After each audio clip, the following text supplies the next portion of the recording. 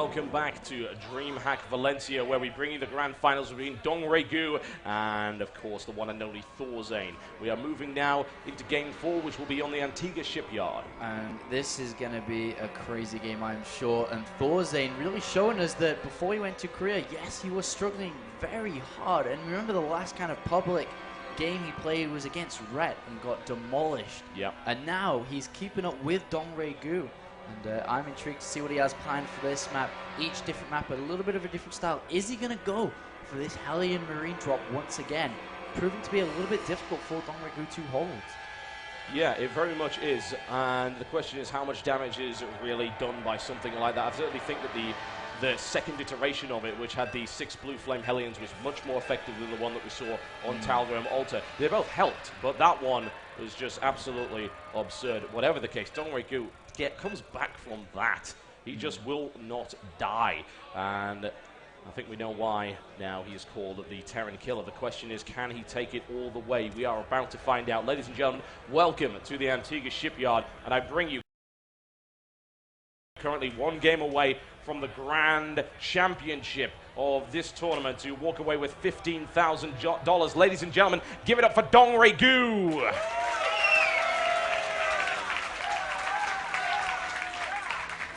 And currently fighting from a lower position, but still with everything to play for in this series, having taken a game from Dongraegu. Can he take another 2? We're about to find out, ladies and gentlemen.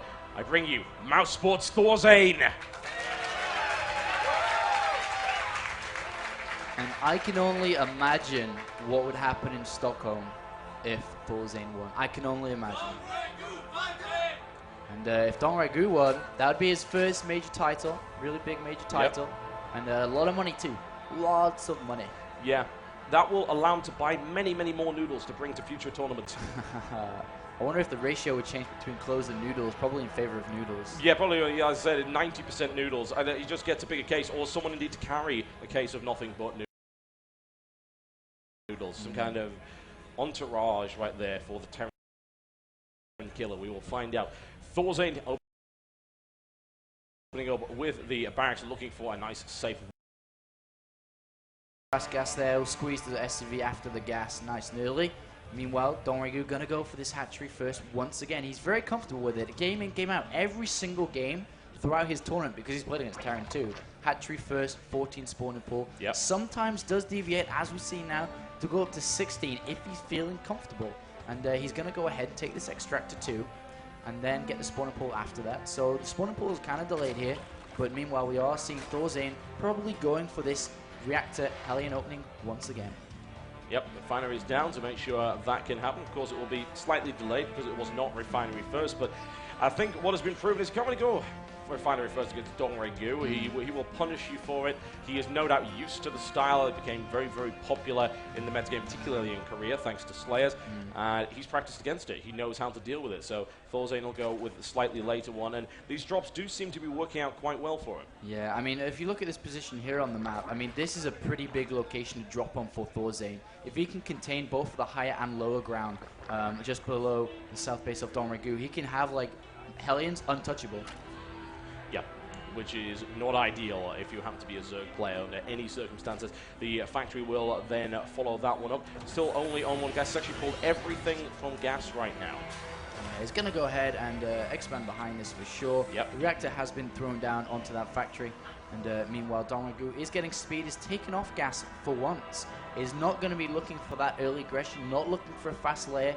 He's just going to play pretty much straight up. That one guy in gas is just kind of so he can start banking some gas, and then switch over to like an emergency layer or something if he needs to be. Or it'll just give him the simple timing to go to layer once he reaches 100. Meanwhile, he is building both queens. We'll look for that very fast third queen as well, since he has taken out of gas. We'll start that creep spread nicely. Yep, and that job is a lonely one, but someone has to do it. The drone is honored with its position, or cursed one way or the other. Here we go. Hellions on the way. Zerglings immediately moving out to scout that wall. They will see exactly what's going on. They will hopefully allow Dongraegu to properly prepare for it. I cannot imagine he would slip up against that kind of thing. And that makes me think, what exactly is Thorzain planning? He pretty much knows that his opponent's going to scout this one way or the other. So what is his follow-up to that? Well, it looks like his follow-up is, I wouldn't be surprised if he did get a Marauder now, but every single game he's played against is against these Roaches, but no, he is going to get a Marine here. And we'll be looking for pretty much a standard. We should be getting Stim very, very shortly on this one tech lab. There it is. He's getting Stim. And we'll be looking for pretty much straight up push with Stim, with tanks very, very shortly here. And the Italians are going to go in, not going to be able to do too much damage. Yep, just going to poke at the Queen, and that's not going to do an awful lot, as you said. They could try and make their way into the main base of Dongraegu, but he's not going to do that just yet. He has 2 more of these Hellions to follow, and we do see a pretty quick lair there by DRG. Yeah, it's pretty regular timing. We'll want to take that 3rd and 4th Vespene guys very, very shortly, but Thorzain doing a good job with these Hellions, keeping them off the creep. Doesn't really want to go in there onto the deep of this creep. If he could pick off the Queen, that would be incredible, but his goal here is to prevent any lings, to force more lings out, and also to deny the creep spread from coming out, which will make his push a lot more, a lot stronger when it does eventually come here. Yeah, that creep has proven to be so integral to DRG's play, and Thorzain has done an excellent job of stopping that from happening in the past few games, and it has denied DRG a crucial advantage. He's very, very comfortable when he's got a lot of creep spread, which Zerg player isn't. DRG tries to make that happen.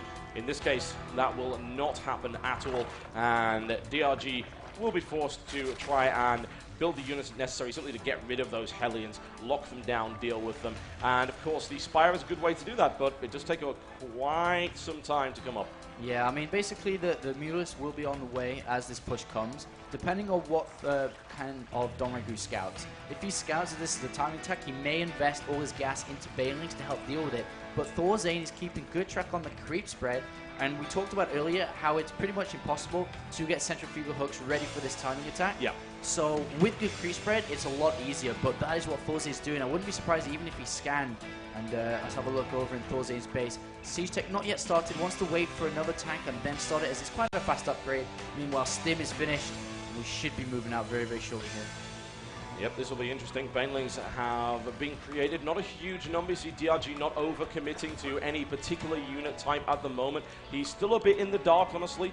He doesn't have a huge amount of scouting information. So he's just trying to play it as safe as possible, getting that Spire up. Of course, once the Spire is up, that's the majority of the legwork done. The Mutas don't take a lot of time at all. There's plenty of gas to make sure that he can get that sorted out. Admittedly, he is going to be going up against a Thorzain that does have Stim and is also working on double upgrades right there with the combat shield and the infantry weapon. Here comes that push. And does not have siege mode, weirdly enough. That's intriguing. And he is going to be pushing now. The creep spread has only just now reached its first creature on the lower ground. And 7 Mutalisks are in the production now. And I'm surprised there is no siege mode, to be honest, because these Banelings are going to come rolling. They do not have centrifugal hooks, and the creep spread is not that good. And Thorzain may just want to retreat here, as he does not have siege mode. Just a bit of pressure, force more Banelings to be used, and more gas invested in Banelings rather than Mutalisks, so it's easier to keep this Muta control nice and low. Yeah, I have a feeling that Thorzain did just want to pull back because he's thinking, wait a second, don't have siege mode, this is going to be a bit awkward. Now starting the siege tech, and here comes the Dongraegu Mutalisks once again. Does Thorzain have enough Marines to handle it? He probably does, but he's going to be forced back in this horrible situation where he's going to chase, stim. And these Marines, the Mutalisks are actually caught here. Oh, nicely done there by Thorzain, forcing him over, but the thing is there wasn't enough guns on the ground in order to deal with those so DRG takes a risk and escapes quite nicely. And we're going to have to see a starport soon by Thorzain here. He needs to get medivacs out. He cannot keep stimming like this. They will just be too low and get rolled so easily here.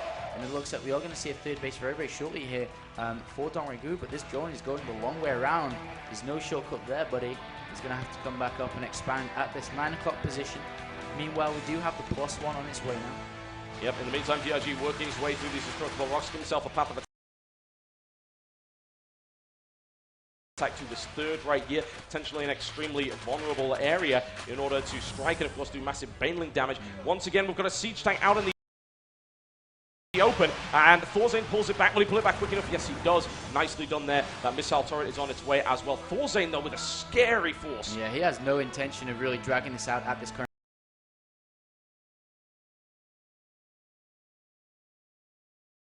time. The spoon's been exchanged for a big as well, because centrifugal hooks is not on it. Well, it's just now been made Mm-hmm. And this is looking pretty scary. That is a massive force and really good Hellion play there as well, keeping everything away from that big amount of firepower. And here it comes. The Banelings are a bit of a risk, however, and he leaves quickly. Thorzain evacuating as fast as he can, and he doesn't lose his Marines. He holds on to a good number of them. Needs to get back in the middle right here. The deal with DRG's Mutas. He pulls back. DRG is afraid of Thorzain's force right now, and I can hardly blame him. Yeah, that siege mode was a little bit sloppy. Should have hit them in a kind of a bunny hop motion, but right now the pressure is on to Thorzain. 2 tanks very, very low.